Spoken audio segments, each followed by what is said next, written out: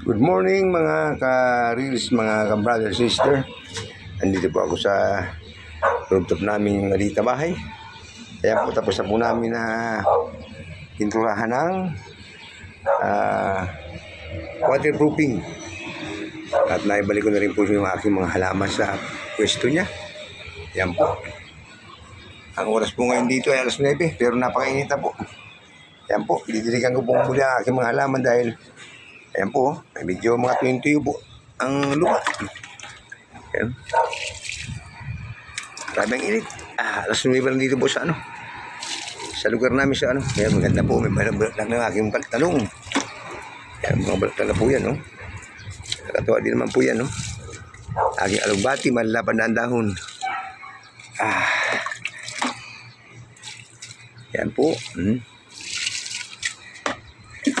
Grabe init na. Tingaling. Yan po aking mga sili, kakatuwa. Yan may bunga na po, yan po. Yan may bunga na po laki. Ang tawag sa amin si Quezon yun ay Lara. Ito, mga kasama po yan. Yung malunggay ko, nakukukunan ko lang po kahapon yan.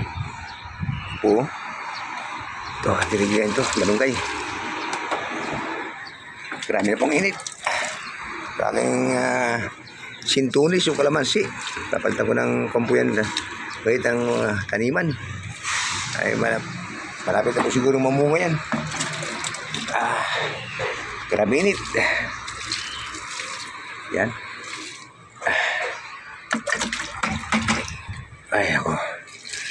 Grabe init. Alas 9 lang ng maga po dito sa lugar namin, sa Santa Mesa. Pero grabe na pong init. Yan. Yan po ang kapiligiran, Kaya pong init, At saka nakakahingal.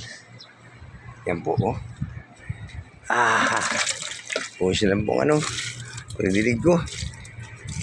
At ngayon po pala ay sinisibig ko ng ating basang minamalabas ng Pilipinas ang Araw ng Kalayaan.